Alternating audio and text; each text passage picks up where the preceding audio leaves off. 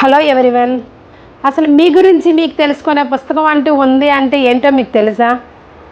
అదేనండి, fourth Apple. BV పట్టాభిరామన్ గారు రచించిన ఫోర్త్ యాపిల్. అసలు మీరు ఎవరో తెలుసా? మీరు చేస్తున్న వృత్తిని పూర్తిగా ఎంజాయ్ చేస్తున్నారా? దానిలో మీకు సాటిస్ఫాక్షన్ ఉందా? దానికి గల కారణం ఏంటంటే మన గురించి మనకు తెలుసుకోలేకపోవడమే అని చెప్పి పట్టాభిరామన్ గారు అంటున్నారు ఈ బుక్లో. అయితే ఎవరైతే వాళ్ళ గురించి తెలుసుకుంటారో వాళ్ళే శిఖరాగ్రాన్నే ఫస్ట్ స్థాయిలో ఉంటారని చెప్పి రచయిత చెప్తూ ఉన్నారు. ఈ పుస్తకం పూర్తిగా మనల్ని మనం అర్థం చేసుకోవడానికి, మనలో ఉన్న అంతర్గాలంగా ఉన్న శక్తిని బయటికి తీయడానికి ఉపయోగపడుతుంది. అసలు ఈ ప్రపంచంలో చాలామంది గుర్తించిన రహస్యం ఏమిటంటే ఇప్పుడున్న స్థితి కన్నా ఉన్న స్థితికి చేరుకోవాలనే ఆలోచన లేకపోవడం. ఈ రహస్యం కానీ మనం గుర్తించినట్లయితే మనం చరిత్రను తిరగరాయగలం. మన జాతకం ఎలా ఉంటే అలా జరుగుతుంది, మన తలరాత బాగులేదు అనుకునే వాళ్ళు ఎప్పుడు కూడా అవివేకులు. కానీ వివేకులుగా మార్చి అలా అనుకునే వాళ్ళు ఎవరైనా ఉన్నారు అంటే వాళ్ళు ఈ పుస్తకం చదివి వాళ్ళ తలరాతలను మార్చుకొని వివేకులుగా తయారవ్వాలని నా విజ్ఞప్తి అని చెప్పి ఇందులో పట్టాభిరామన్ గారు ఫోర్త్ యాపిల్ బుక్లో వివరించారు. ఇదే ఒక క్వశ్చన్ అండి, దీని టైటిల్ ఫోర్త్ యాపిల్లే పెట్టారేంటని మీకు ఎప్పుడైనా డౌట్ అనిపించిందా? నాకైతే అనిపించిందండి. దానికి అతని మిత్రులకు కూడా అనిపించిందట. అతని మిత్రులు అడిగారంట, ఫోర్త్ యాపిల్ టైటిల్ పెట్టావు దానికి ఏంటి అని అడిగితే అతను చెప్పారు, ప్రపంచ ప్రసిద్ధి చెందిన 3 యాపిల్ స్టోరీస్ ఉన్నాయి కదా, సో ఫోర్త్ యాపిల్ ఏంటంటే వాళ్ళు కూడా వరల్డ్ ఫేమస్ అవ్వాలని ఈ బుక్ చదివిన వాళ్ళు సరికొత్త ప్రయోగాన్ని కనిపెట్టి ఉన్నతంగా ఆలోచించి శిఖరాగ్రాన్ని చేరి వాళ్ళే ఫోర్త్ యాపిల్ కావాలని నా ఉద్దేశం. అందుకోసమైనా నేను ఈ బుక్కి టైటిల్ పెట్టానని చెప్పి అన్నారంట. అసలు ఈ 3 యాపిల్ స్టోరీస్ ఏంటో తెలుసుకుందామా? అది ఫస్ట్ది యాడమ్ ఈవ్ అనే యాపిల్ స్టోరీ. దేవుడు నిషేధించిన యాపిల్ పండుని తినడం వల్ల యాడమ్ ఈవ్ అనే వాళ్ళు సంతానాన్ని పుట్టుకొచ్చారు. ఈ విధంగానే మానవాళి ఉత్పత్తి అయింది అని చెప్పి దేవుడి నమ్మకం, మన మనుషుల నమ్మకం కూడా. సో అది ఫస్ట్ యాపిల్. అదే దానివల్లే మనందరం ప్రపంచవ్యాప్తంగా మానవ జాతి అనేది ఉన్నదని చెప్పి నమ్మకం అనమాట. సెకండ్ యాపిల్ స్టోరీ ఏంటంటే ఐజాక్ న్యూటన్ అనే అతను చెట్టు కింద పడుకున్నప్పుడు తన కింద యాపిల్ పడితే అతను చటుక్కుని లేచి ఇది కిందకి ఎందుకు పడింది, పైకి ఎందుకు వెళ్ళలేదు అని చెప్పి ఆలోచించి సో భూమికి గ్రావిటేషనల్ ఫోర్స్, అదే భూమి ఆకర్షణ శక్తి అనేది ఉందని చెప్పి కనుక్కున్నాడు. అది కూడా మనకు ఫేమస్ అయింది. అది 2 యాపిల్ స్టోరీ.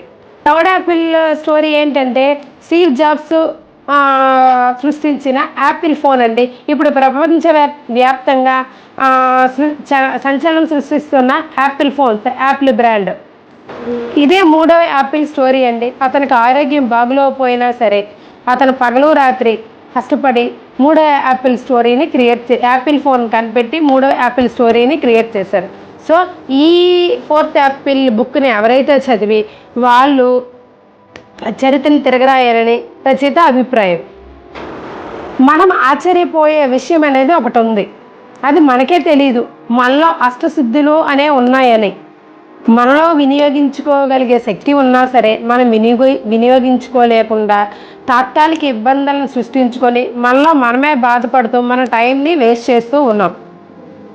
మీ ఆలోచనలు మిమ్మల్ని ఎంత ఉచ్చస్థితికైనా తీసుకెళ్ళగలవు, చరిత్ర సృష్టించే అద్భుతాలను చేయగలవు. చిన్న చిన్న లక్ష్యాలతో ఆగిపోతున్నాం. మీ విశ్వాసం అనేది మిమ్మల్ని ఉత్కంఠరాలుగా తయారు చేయగలదు, అనుకున్నది సాధించేలాగా అపూర్వ శక్తివంతాన్ని చేయగలదు.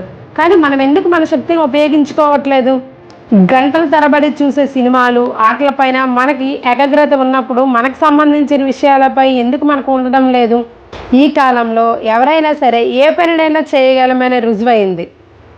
ఆలోచించండి, మీలో ఉన్న అష్టసిద్ధులు సక్రమంగా సమయానుకూలంగా వినియోగించగలిగినట్లయితే ఇప్పుడున్న స్థితి కన్నా 10 రెట్లు ఎక్కువ మనం పై స్థాయిలో ఉండగలం. ఇది రచయిత గారు మనకి బల్లబుద్ధి మరీ చెబుతూ ఉన్నారు. దానికి తగినట్లు మనం ఆత్మశిక్షణ చేసుకోవాలి. ఇక నుండి మనం ఎదుటి వాళ్ళపై ఆధారపడకుండా మనల్ని మనం మోటివేట్ చేసుకుంటూ మనం డెవలప్ అవ్వడానికి ట్రై చేయాలి. 1000 మైళ్ళ ప్రయాణమైనా ఒక్క అడుగుతోనే మొదలవుతుంది కదా. ఆ సామెతను ఈనాడు నుండే ప్రారంభించండి. మధ్య మధ్యలో ఆటంకాలు వస్తాయి, అవి వస్తేనే మనకి ఏంటని తెలుస్తుంది, మనం ఏంటని తెలుస్తుంది. 7 సార్లు కింద పడినప్పుడు 8 సార్లు మనం పైకి లేవాలి.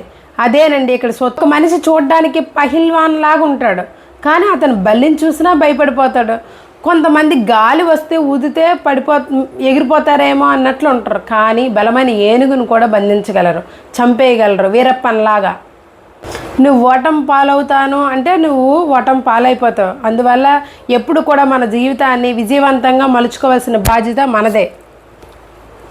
ఒక ఎగ్జాంపుల్ చెప్పుకుందాం. మంచి కాఫీ లాంటి విజయం. మీరు మంచి కాఫీ తాగాలంటే తగపాలలో పాలు, డెకరేషన్, పంచదార వేసుకుంటే కదా దానికి సరిపడా టేస్ట్ అనేది వస్తుంది. సో మనలో కూడా నమ్మకం, సమర్థత, తగిన చర్య, ఈ 3 కూడా సంపాదనలో తీసుకుంటేనే మనం సక్సెస్ అవ్వగలమని చెప్పి రచయిత చెబుతూ ఉన్నారు.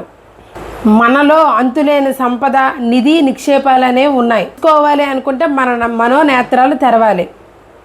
ఉప్పుముక్కకు అయస్కాంతాన్ని ఎక్కిస్తే అది తనకన్నా 12 రెట్లు బలమైన బరువును మోయగలదు.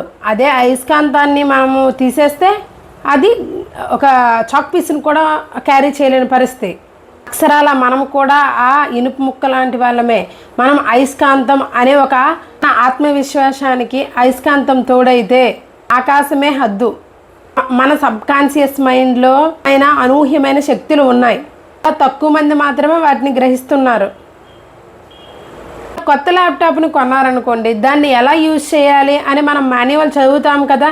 సో మనం కొత్త పని చేయాలి అనుకుంటే దానికి తగిన ప్రణాళిక వేసుకున్నట్లయితేనే మనం ముందుకు వెళ్ళగలం. జస్ట్ ఒక ఆలోచన, ఒకే ఒక ఆలోచన మీకు ఆనందాన్ని అందించగలదు, విషాదం మిగిల్చగలదు. అది ఏ సందర్భమైనా. మన మనసట ఒక అపూర్వమైన వజ్రం లాంటిదట. దాన్ని సానబెట్టడం మానేసి మనము విత్ రాళ్ళలో, ఇసుకల్లో తిరుగుతున్నామని చెప్పి రచయిత చెబుతూ ఉన్నారు.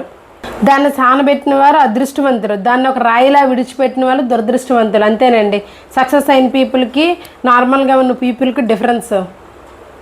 సముద్రంలో మంచుకొండను చూసినప్పుడు అది ఎంతో ఎత్తులో ఉందో అనుకుంటాం ఆ చివరిని చూసి, కానీ దాని కింద ఎంతో మంచుకొండ ఉంటేనే అది చివర అంతలా కనిపిస్తుంది. ఫలితంగా మన బ్రెయిన్లో చాలా ఎక్కువ సబ్కాన్షియస్ పవర్ అనేది ఉందండి. దాన్ని బయటకు వెలికి తీద్దాం, మనం అభివృద్ధి చెందడానికి ఉపయోగిద్దాం. మానవుడికి అద్భుతమైన ఆయుధం మన మనసు. ఈ ప్రపంచంలో మొదటి మానవుడు పుట్టినోడు ఏమీ అనుభవించడానికి లేవు, కానీ ఇప్పుడు మనం అన్నీ అనుభవిస్తున్నవన్నీ మన మానవ జాతి క్రియేట్ చేసిందే. ప్రతి వస్తువు కూడా శక్తి అంతా మీలో ఉంది, దాన్ని బయటికి తీసుకురండి, ధీరులే నిలవండి అని చెప్పి స్వామి వివేకానంద గారు ఒక మాట చెప్పారు. మనలో శిఖర సామర్థ్యం తెలుసుకోవడానికి, మనం మరొకరికి రోల్ మోడల్గా కావడానికి 7 అంచెల పథకాన్ని చేశారు. దాని పేరు తపస్వి అని పేరు పెట్టారు. అదే క్షణం నుండి మీకేం కావాలో మీ మనసుకు సూచించండి. కంఫర్ట్ జోన్ నుండి బయటికి రావడానికి ఈరోజే ముహూర్తం పెట్టండి. దట్స్ ఆల్ ఫర్ టుడే అండి. నెక్స్ట్ వీడియోలో రిమైనింగ్ పార్ట్ తెలుసుకుందాం. Thank you.